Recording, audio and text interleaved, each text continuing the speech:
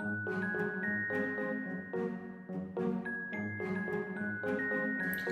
everyone, it's Jen Skinner here. Welcome to my art room. Today we're going to explore a few different ways of making watercolour with hopefully supplies that you'll find easily around the home. So I look forward to you joining me and happy creating.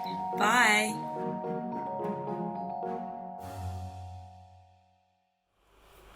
Well, I've got some very simple supplies with me. I have a round brush. It's actually a number 10, not that it matters what size, and it's used exclusively for watercolor, so I've never used it for acrylics. That's really important that you don't mix your brushes. I have a couple of plastic containers that I've found around the home. This one I think might have had chicken or meat patties in it. I've got a couple of lids, one from milk, one from yogurt, and I also have an old broken plastic folder, and often I'll use these for making my own stencils, but I'll demonstrate how we can create our watercolors on that as well. And then in here I have a whole collection of just mismatched crayons, pens, felt pens, pencils, that kind of thing, and we're going to use the felt pens out of it. So I'm just going to pick a few colors now. So I have another one. I've got another green. I might get the black instead of the brown. Yeah, that should do us. I can also demonstrate with a chalk marker. That works really well. But just so that you know, a whiteboard marker does not work with this technique. You can give it a go, but it won't work at all. So I'm going to put those out of the way. And in front of me I now have a piece of watercolor paper, and I have fresh water here for cleaning my brush, and I've also got a cloth for drying my brush if I get too much water into it. Alright, so now we want to actually create our own watercolors, and it's really simple. You just get your felt pen and then you scribble or draw on some kind of a plastic surface, and we want plastic, or you can in fact use a laminate, but some laminates, if they're old and they've been cleaned a lot, will actually stain. So plastic is best, or a little bit of like a white styrofoam like meat tray, and we are just activating the ink. And one thing that it's important to note is that you can't scribble with your felt pen or draw with your felt pen back where it's wet. So I'll demonstrate over on the bigger, I can demonstrate on the bigger tray. If I'm working with yellow, and I'm not sure if you can see that, I'll activate it, and I might put some down here on my page. If I want some more yellow, I don't want to put my pen where there's already water. I want to put it somewhere else on my palette so that I don't ruin my pen. So now I can pick up my yellow from there and I can use it just like I did before. And the important thing is that between colors you always wipe it dry. I'll put that one aside, and now I'll just work with this piece of plastic and just make sure it's dry. And I'll show you here with the pink. I'm going to work with the pink here. I might even put some more pink over here, because what I'm going to do is also put some yellow beside that pink. And I know it's just a little bit hard for you to see. Zoom in and you've got it. So here we are shifting to the pink, and you can see the water activating that really, really quickly. And I'm just going to put that loosely on my paper. I might put a little bit down here too.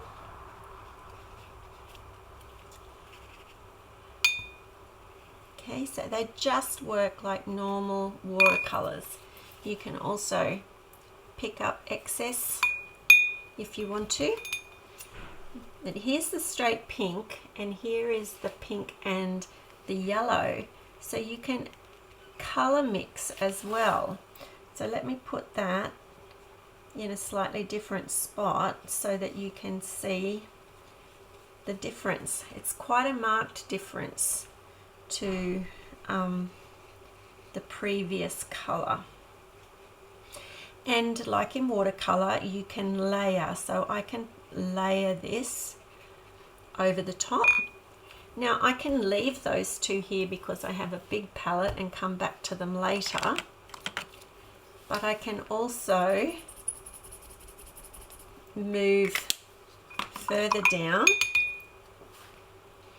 and activate a little bit of the green. And I'm being careful not to put the green next to my pink and orange, because then I'll make a murky brown. So I'm just bringing this one up here into the yellow. If I want some more yellow, I won't put it anywhere near these two. I will put it in a dry spot on my palette, or I could go back to this one if it was dry. You can keep your colors completely separate if you want to, in a different lid. And we know that when we mix blue and yellow together, we end up with green. And so here we go.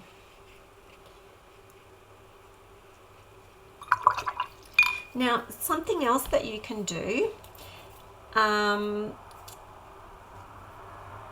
is separate a color out. So I'm going to put my black here. And black is really interesting because black's made up of a whole host of different colors. Now, I don't actually want black on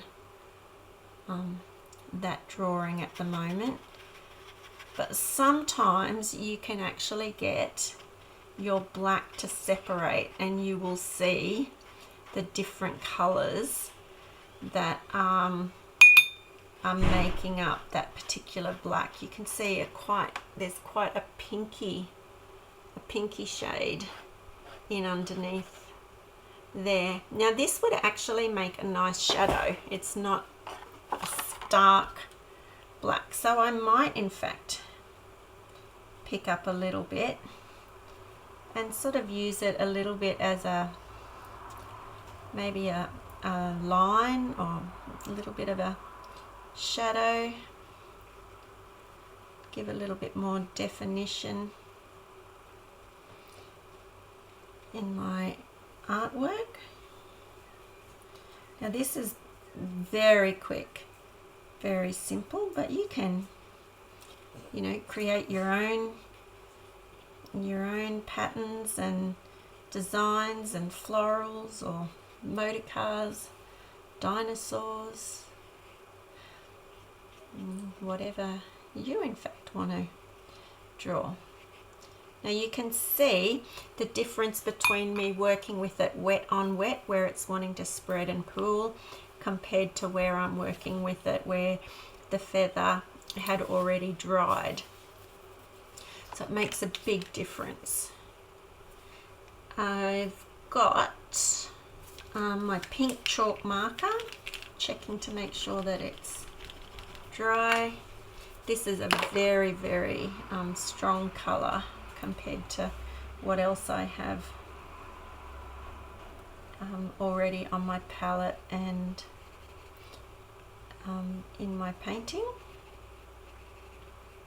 But you know, some birds do have really, really brightly coloured feathers, don't they? So why not? So I'm just blending or mixing some of them in to make that pink not stand out too much. I might even put a little touch of pink into this one. It's always good to use a colour a few times. So here's a little bit of pink, and again I might put a little bit of pink on this feather. Okay, so that's activating the felt pen in that way. There is another way that you can do it. If you get some help, I'll put that aside and I'll bring this one forward.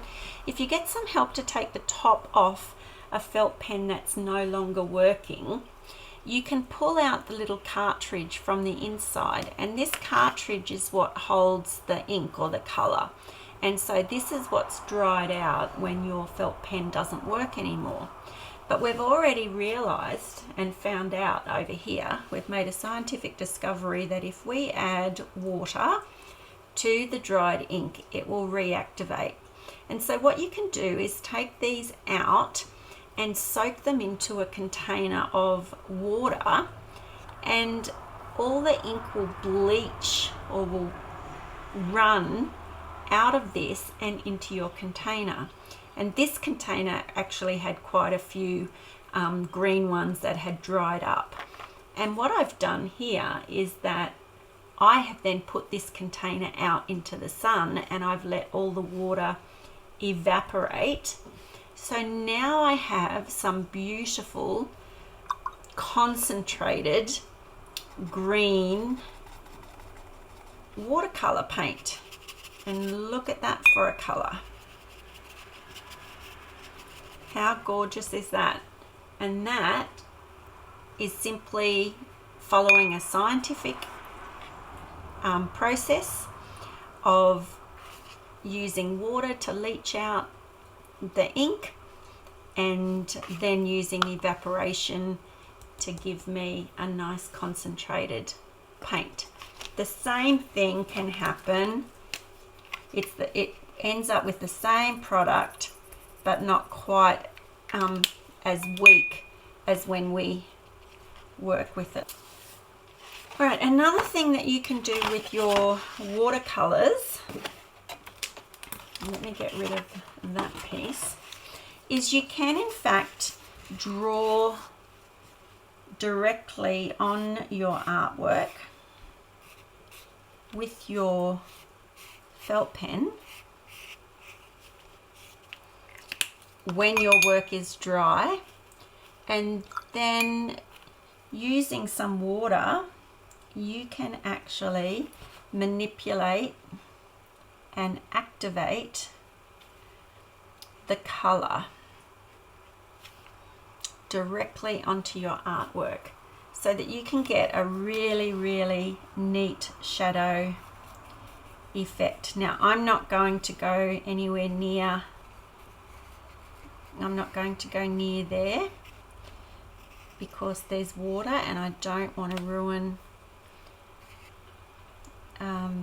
my felt pen. So I've just put it where my work is dry, and now I'm going to create a shadow or a deeper line around this side of my feather. And you can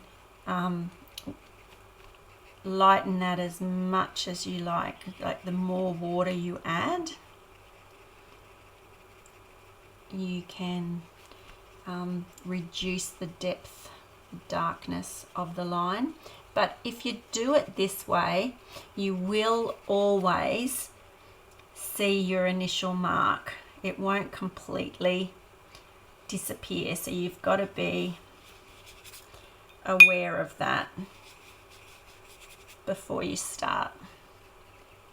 So here I'm just putting in a few of the shadow lines on my feather and trying to make it a little bit darker. If I don't think it's enough, I can put some more on my palette, add a tiny bit of water and drop it in where I want the darker shadows to be.